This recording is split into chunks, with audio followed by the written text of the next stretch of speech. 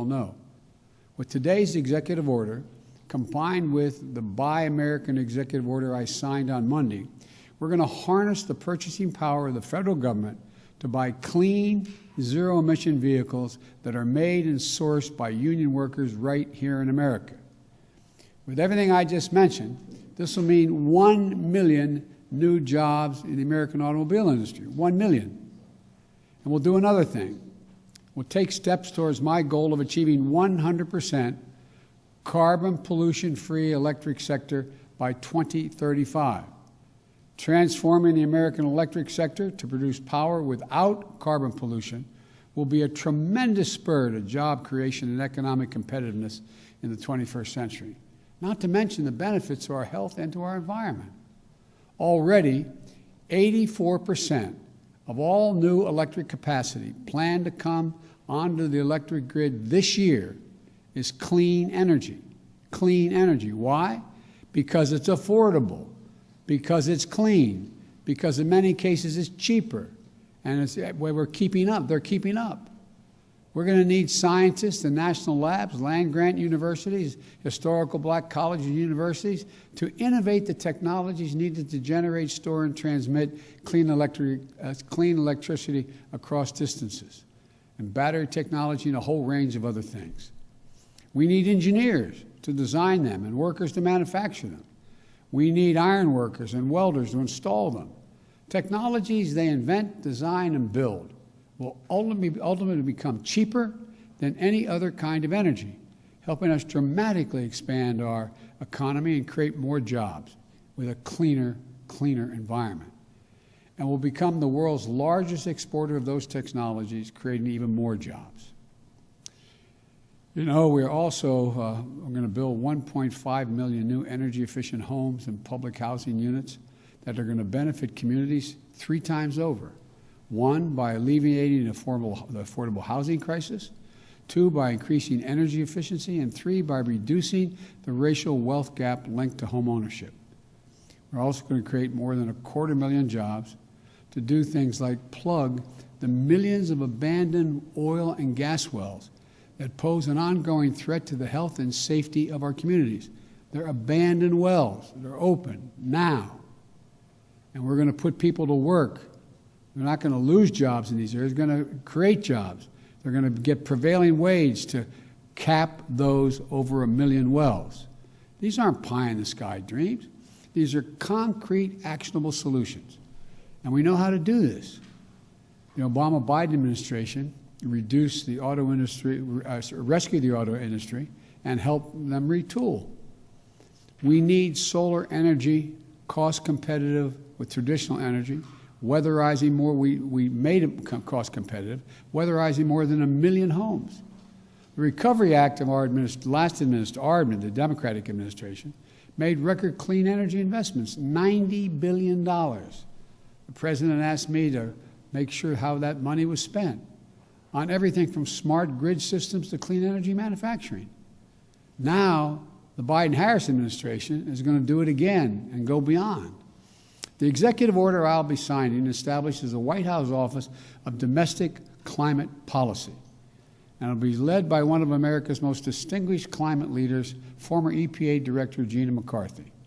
As the head of the new office and my National Climate Advisor, Gina will chair the National Climate Task Force, made up of many members of our cabinet, to deliver a whole-of-government approach to the climate crisis. It's not time for small measures. We need to be bold. So let me be clear. That includes helping revitalize the economies of coal, oil, and gas and power plant communities. We have to start by creating new good-paying jobs, capping those abandoned wells, reclaiming mines, turning old brownfield sites into new hubs of economic growth, creating new good-paying jobs in those communities where those workers live, because they help build this country. We're never going to forget the men and women who dug the coal and built the nation. We're going to do right by them, make sure they have opportunities to keep building the nation in their own communities and getting paid well for it. While the whole-of-government approach is necessary, though, it's not sufficient. We're going to work with mayors and governors and tribal leaders and business leaders who are stepping up, and the young people organizing and leading the way. My message to those young people is you have the full capacity and power of the federal government. Your government is going to work with you. Now, today's executive order also directs the Secretary of the Interior to stop issuing new oil and gas leases on public lands and in offshore waters wherever possible. We're going to review and reset the oil and gas leasing program. Like the previous administration, we'll start to properly manage, unlike it, we're going to start to properly manage lands and waterways in ways that allow us to protect, preserve them, the full value that they provide for us for future generations. Let me be clear, and I know this always comes up, we're not going to ban fracking. We'll protect jobs and grow jobs, including through stronger standards like controls from methane leaks and union workers willing to install the changes. Unlike previous administrations, I don't think the federal government should give handouts to big oil to the tune of $40 billion in fossil fuel subsidies. And I'm going to be going to the Congress asking them to eliminate those subsidies. We're going to take money and invest it in clean energy jobs in America. Millions of jobs in wind, solar, and carbon capture. In fact, today's action is going to help us increase renewable energy production from offshore wind and meet our obligation to be good stewards of our public lands. It establishes a new, modern-day civilian climate corps that I called for when I was campaigning to heal our public lands and make us less vulnerable to wildfires and floods. Look, this executive order I'm signing today also makes it official that climate change will be at the center of our national security and foreign policy. As Secretary Kerry, as our special presidential envoy for climate, with him, the world knows how serious I am about by appointing one of America's most distinguished statesmen and one of my closest friends speaking for America on one of the most pressing threats of our time. John was instrumental in negotiating the Paris Climate Agreement that we rejoined, this administration rejoined on day one, as I promised. And today's executive order will help strengthen that commitment by working with other nations to support the most vulnerable to the impact of climate change and to increase our collective resilience.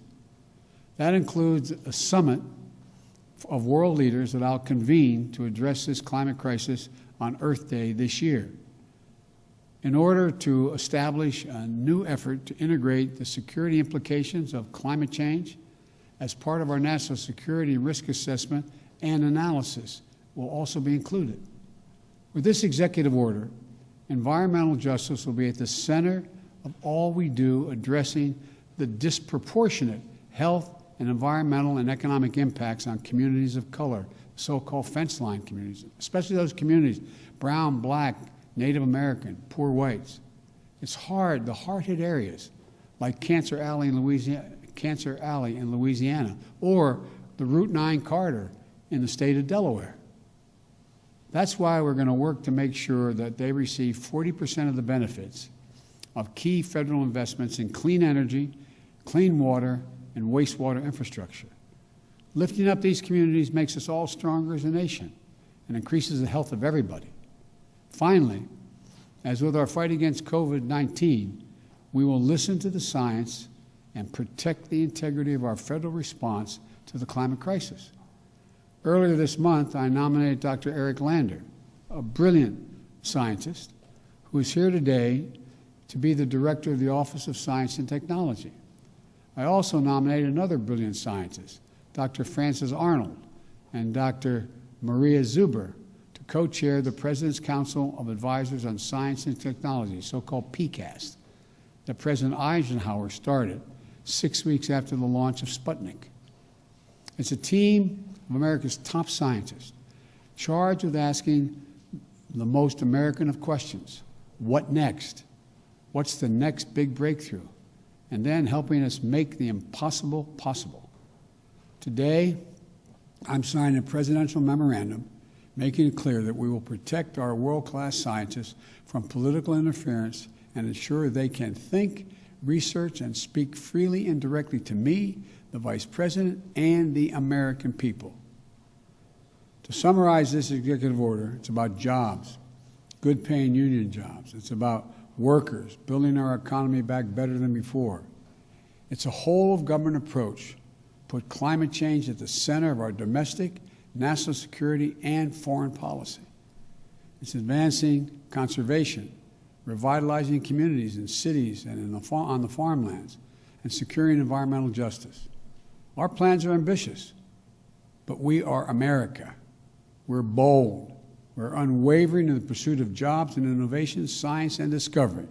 We can do this. We must do this, and we will do this.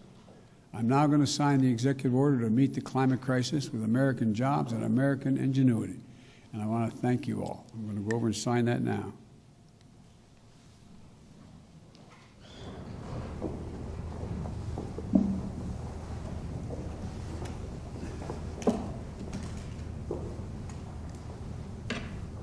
Use the right pens here.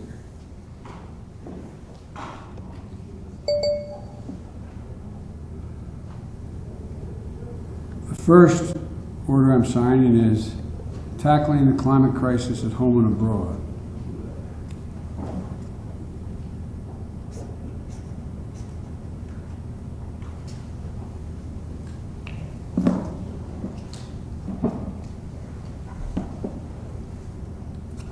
This next one, for restoring trust in government through science and integrity and evidence-based policymaking.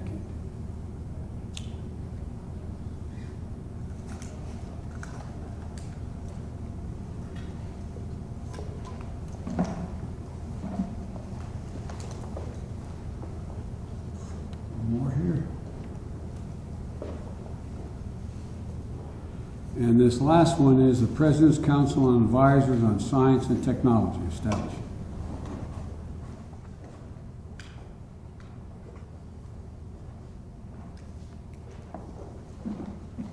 I thank you all for your time. Sir, what type of advice are you asking Americans to